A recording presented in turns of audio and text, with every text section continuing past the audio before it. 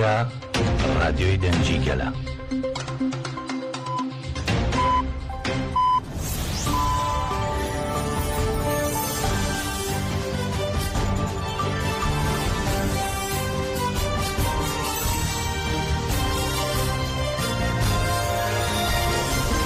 ئەم کاتتان باش بیسەرانی هێژە لە ناوەندی هەواڵەکانی ڕادیۆ دەنگی گەل بە یارمەتیە و کارانم گەشتی هەواڵەکانی ئەم کاتژمێرەتان پێشکەش دەکەین.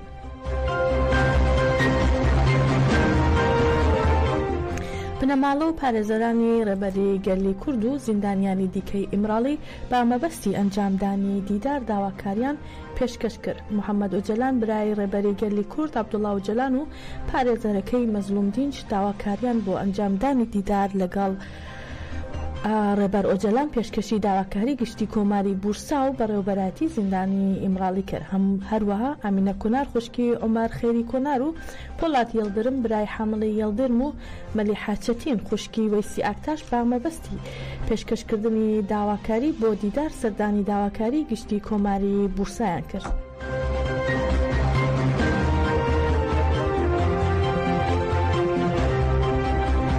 چالاکی شگیری ئازادی بۆ ڕێبەر ئۆجەلان لە شاری ستراسبورگی فەڕەنسا لە هەفتەی 653دا درێژەی هەیە. چالاکوانانی ئەم هەفتەیە داوای پاراستنی ڕۆژاوای کوردستانیان لە تەواوی گەلی کورد کردو ڕایانگەیان ئازادی ڕێبەر ئۆجەلان و مسوگەرکردنی ئازادی گەلی کوردە. با دەستپێشخەری ئازادی بۆ ڕێبەر ئۆجەلان لە ڕۆژی 25 حەزەیرانی ساڵی 2012ەوە لە پێناو ئازادی جەستەی ڕێبەر ئۆجەلان لە شاری ستراسبورگی فەڕەنسا لە بەردەم بارەگای کۆنسەی یەکێتی ئەوروپا چالاکی ئشگیری دەستی پێکردووە. چالاکیەکە ماوەی زیاتر لە 12 ساڵە درێژەی هەیە و هەفتانە لەلایەن گروپی نوێەوە بەڕێوە دەچێت. لە ئێستادا لە هەفتەی 653دا چالاکیەکە لەلایەن گروپێک لە کوردانی دانیشتووی شفێڵدی بریتانیاوە وەرگیراوە. چالاکوانان ڕایانگەیان ئازادی جەستەی ڕێبەراپ و چارەسەری دیموکراتیک و ئاشتیانەی پرسی کوردە و ئاماژەیان بەوەش کرد پێویستە هەمووان لە دژی هێرشە داگیرکاریەکانی دەوڵەتی تورک و چەتەکانی بۆ سەر ڕۆژاوە خاوەن هەڵویست بن. دەبێت ئەمڕۆ بە هەمان شێوە خاوەنداری لە ڕۆژاوا بکەین و دووپاتیشان کردەوە ئازادی ڕێبەراپ و مسوگەرکردنی ئازادی گەلی کوردە.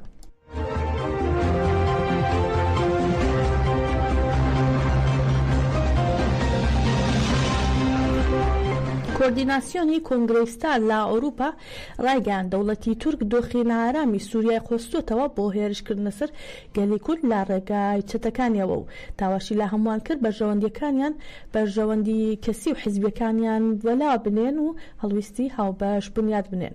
هێرشە داگیرکاریەکانی دەوڵەتی تورک و چەتەکانی بۆ سەر هەرێمەکانی خۆسەر باچڕی بەردەوامە و ئەوەش بووەتە مەترسی زیندووبوونەوەی چەتەکانی داعش. لەمبارەیەوە کۆردیناسیۆنی کۆنگرێستانی ئوروپا لەبارەی دۆخی سووریاوە داوای لە هەمووان کرد خاوەنداری لە ڕۆژاوای کوردستان بکەن و بەرژەوەندیەکانیان وەلا بنێن و ڕاشیگەیان دەوڵەتی تورک و چەتەکانی دۆخی ئێستای سوپایان بە فرسەتێک وەرگرتووە بۆ بەردەوامیدان با هێرشەکانیان لەسەر کۆی گۆڕەپانەکانی باکوور و ڕۆژهەڵاتی سووریا. هەروەها کۆنگرێستار داوای ئاشکراکردنی چارەنووسی ژنانی دەستی چەتەکانی کرد و ڕاشیگەیان پێویستە چارەنووسی و ژنانەی کە لەلایەن چەتەکانەوە ڕفێنراون ئاشکرا بکرێن و داوا لا ڕێکراوە نێونەتەوەی و مافەکانی مرۆڤی کرد کە ئاواز لا بێدەنگ بوون بهێنن بەرامبەر بەو دڕەندەی و بە پێی ڕێککەوتنە نێونەتەوەیەکان و مافی مرۆڤ مامەڵە بکەن. هەروەها داوای گەیاندنی هاوکاری زیاتری بە ڕۆژاوا کرد و جەختیان کردەوە داخستنی دەواازە سنووریەکان لەلایەن پەدەکەوە شەرمەزار دەکەین و داوا دەکەین بەرژەوەندی حیزبی و شخصیەکانتان بەلاوە بنێن و پشتگیری لا یەکتر بکەن و دەستبەرداری دوژمنایەتیکردنی گەلەکەی خۆتان ببن.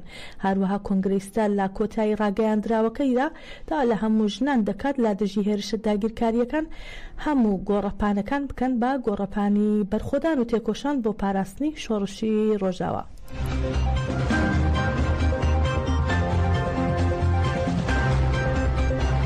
ناوەندی ڕاگەیاندنی هێزەکانی سووریای دیموکراتیک هەسەدا با ڕاگەیاندراوێک شەهیدبوونی دوو شەڕوانیانی ڕایگەیان کە لە ئەنجامی هێرشێکی چەتەکانی داعش لە دەیرۆزورەوە ڕوویداوە. لە ڕاگەیاندراوەکەدا ئاماژە بۆ کراوە چەتەکانی داعش بەهۆی ئەو بەتاڵیە ئەمنیەی کە لە ئەنجامی ڕوخانی ڕژێمی ئەسەد دروست بووە جموجۆڵە تێرۆریستیەکانیان زیادی کردووە و دەشڵن لە دەرەنجامی ئەم دۆخەدا چەکتەکانی داعش هەرێمەکانی باکوور و ڕۆژهەڵاتی سووریا دەکەنە ئامانج و هەوڵی لە باربردنی ئارامی و سەقامگیری هەرێمەکە دەدەن. لە بەردەوامی ڕاگەیاندراوەکەدا دەڵێت شانە تێرۆریستیەکانی داعش دوێنێ ئێوارە چەندین کاری تێرۆریستیان ئەنجامدا و لە گوندەکانی شارۆچکەی مەرگەدای ڕۆژهەڵاتی دەیرۆزور ئۆتۆمۆبیلی هێزەکانی دیسیپلینی سەربازیان کردە ئامانج و لە ئەنجامدا شەڕوانێک شەهید بوو. هەروەها لە شارۆچکەی سەحیلە شانەیەکی ڕێکخراوی تێرۆریستی داعش ئۆتۆمۆبیلێکی هێزەکانی هەسەدەی کرد بە ئامانج و لە ئەنجامدا شەڕوانێکی تر شەهید بوو. شانەیەکی تری ڕێکخراوی تێرۆریستی داعش بە RPG ویسکەی ئاوی شارۆچکەی دیبانی کردووە بە ئامانج و زیانێکی زۆری با وێسکەکە گەیاندووە. لە کۆتایی ڕاگەیاندراوەکەی هەسەدا هاتووە با زیادبوونی هێرشەکانی دەوڵەتی تورک و چەتەکانی مەترسیەکانی ڕێکخراوی تێرۆریستی داعش زیاتر دەبن و ئاماژەش دەکەن بەوەی هەموو ئەم هێرشانە پەیوەندیەکی ئۆرگانی پێکەوەیان هەیە.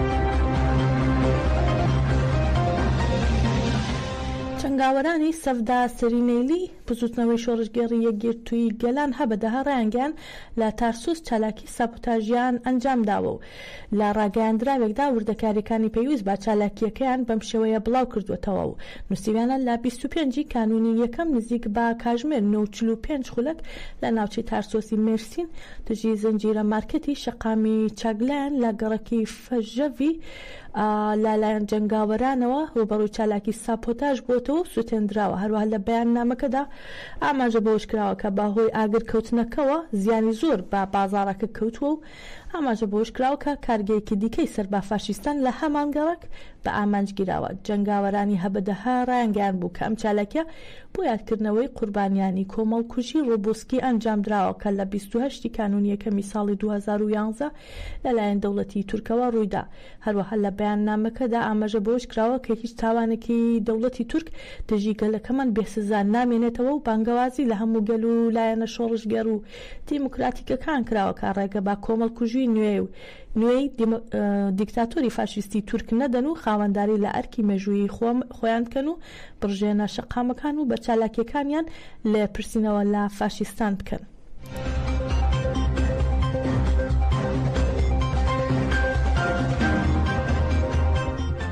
ئەمڕۆ نۆیەمین کۆنگرەی یەکگرتووی ئیسلامی کوردستان لە شاری هەولێری پایتەختی هەرێمی کوردستان دەستی پێکرد. نۆیەمین کۆنگرەی یەکگرتوو بە ئامادەبوونی زیاتر لە 800 ئەندام بەڕێوە دەچێت و لە دوای دامەزراندنیانەوە لە ساڵی 1994 تا ئێستا یەکگرتوو 8 کۆنگرەی بەستووە. لەو ماوەیەدا 4 ساڵ محەممەد فەرەج ئەمیندار بوو 26 ساڵیشە سەلاحەدین بەهادین ئەمینداری گشتی یەکگرتووە. سەلاحەدین بەهادین لە کۆنگرەی نۆیەمی یەکگرتوو ڕایگەیان لە ڕێگەی پەیوەندیەکانی خۆمانەوە کارمان بۆ پرسی کورد لە سووریا کردووە و شکستی ئەزمموی کورد لە سووریا زیان بە ئێمەش دەگەێنێ و هەروەها دەشڵێت پێویستە مافی کورد لە چوارچەوەی دەستوری سووریادا دیاری بکرێت و هیوادارن کوردی سووریا لە چوارچەوەی گەلانی دیگە بگەن بە ئامانجی خۆیان.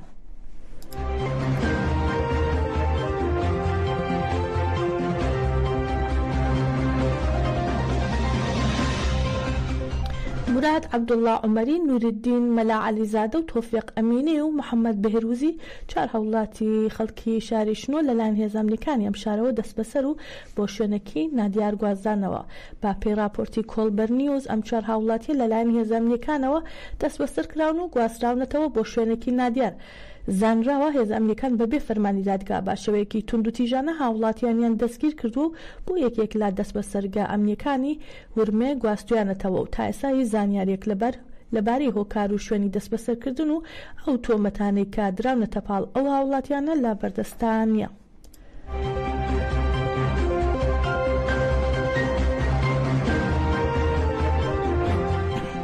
ئەفشین سعادی هاوڵاتیەکی خەڵکی شاری بۆکان لەلایەن هێز ئەمنیەکانی ئەو شارەوە دەست بەسەر کراو بۆ شوێنێکی نادیار گواستراوەتەوە. ئەفشین سعادی هاوڵاتی بۆکان لەلایەن هێز ئەمنیەکانی ئەو شارە دەست بەسەر کراو بۆ شوێنێکی نادیار گوازرایە و بە پێی راپۆرتەکان هێز ئەمنیەکان بەبێ فەرمانی دادگا ئەم هاوڵاتیان دەستگیر کردووە.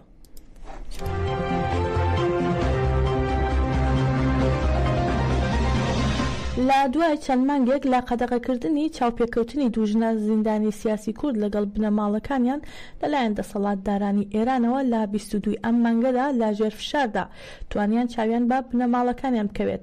ڕۆژی یەکشەمبە 22 کانونی یەکەم دوژنە زیندانی کراوی سیاسی کورد لە زیندانی ئێڤین توانیان چاوپێکەوتن لەگەڵ بنەماڵەکانیان بکەن و زانراوە کە یەکشەمبەی ڕابردوو هەردوو ژنە زیندانی کراوی سیاسی کورد وریشا مرادی و پەخشان عەزیزی لە دوای چەند مانگێک توانیان لە ژێر فشاردا چاوپێکەوتن لەگەڵ بنەماڵەکانیان ئەنجام بدەن. جێ ئاماژەیە وریشا مرادی و پەخشان عەزیزی لە زیندانی ئێڤین لە مافە سەرەتاییەکانی زیندانیەک وەک خزمەتگوزاریە تەندروستیەکان و مۆڵەتی پزیشکی و بینینی پارێزەر و بنەماڵەکانیان لەلایەن دەسەڵاتدارانی ئێرانەوە بێبەشکرابوون.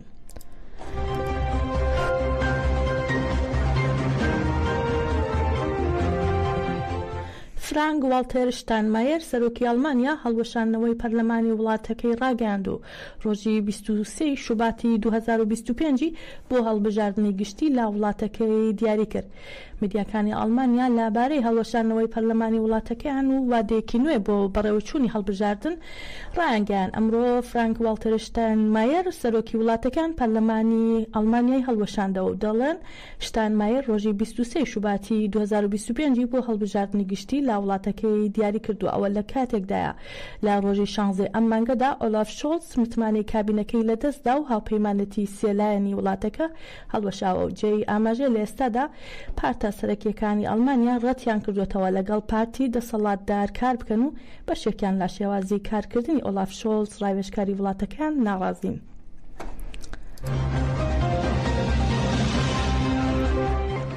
گەشتی هەواڵەکانمان پێشکەشکردن بمێنن لا خێر و خۆشیدا.